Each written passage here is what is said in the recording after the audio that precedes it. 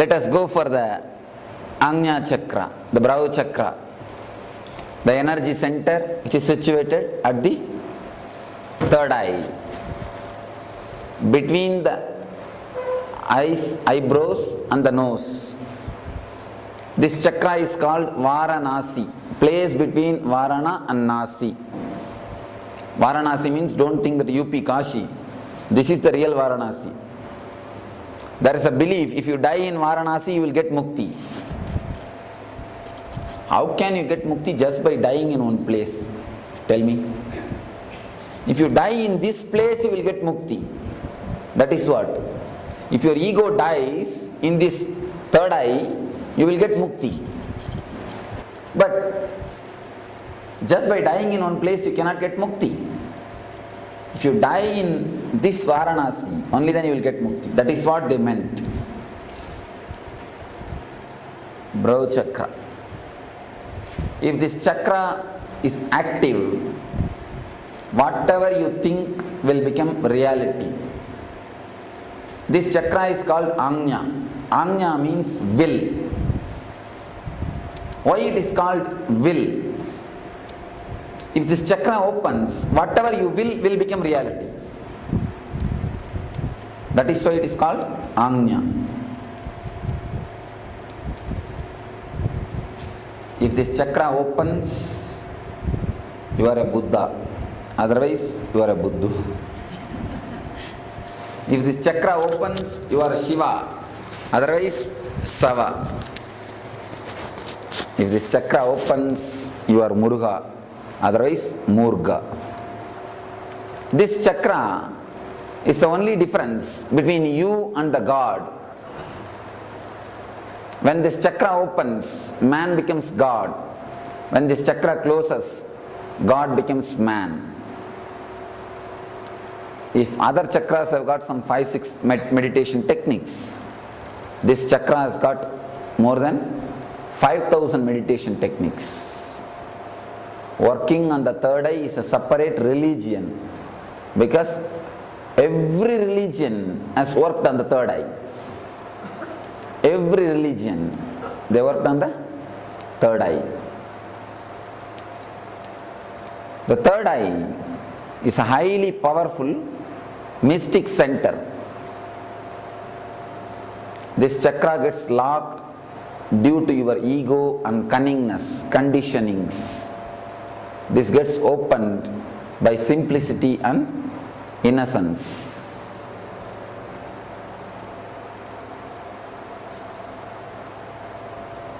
When I say conditioning, you don't see the world as it is. You see only what do you want. For example, you all listen to a discourse, 1 hour or 1.5 hours?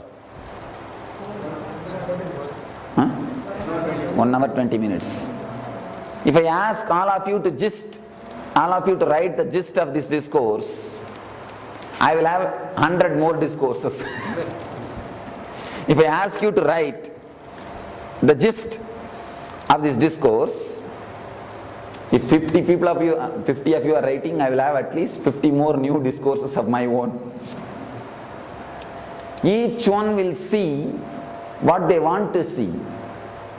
Each one will listen what they want to listen. Each one will understand what they want to understand. It is like you read a 100-page novel and you just get 2 pages from that novel. All the other 98 pages are lost.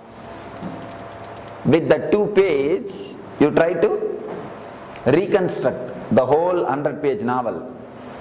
How much this 2 page will be original to the 100 page? How much it will be original?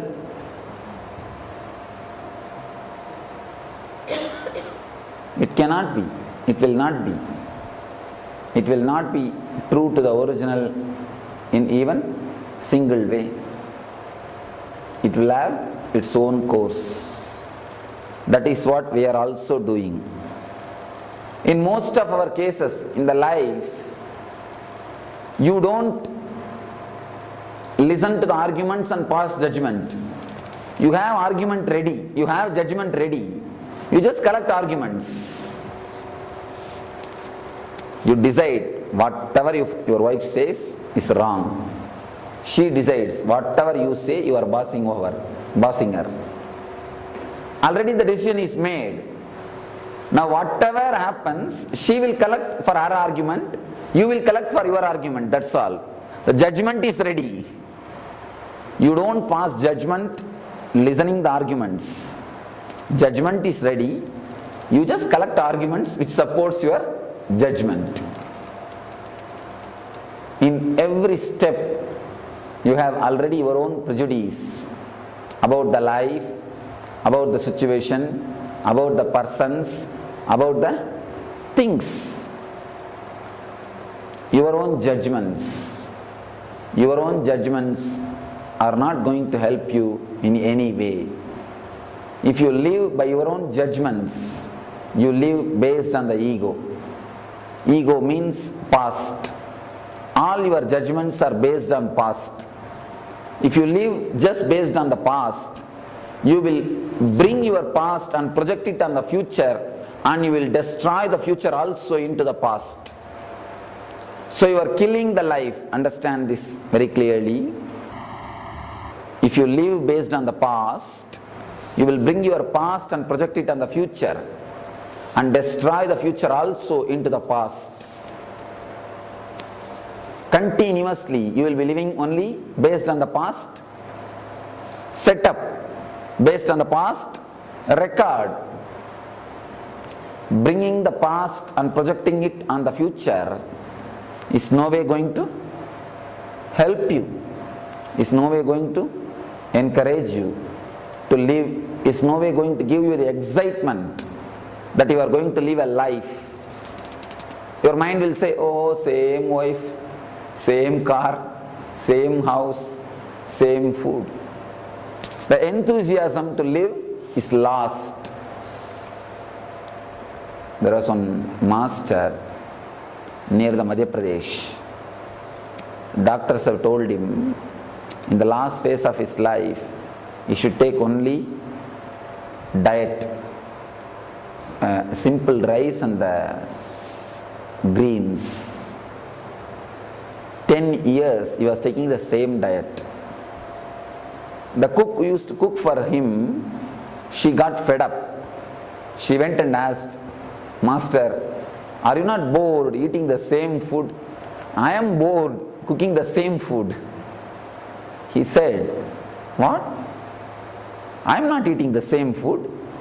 Every day I am eating only the new food. How can I eat the same food?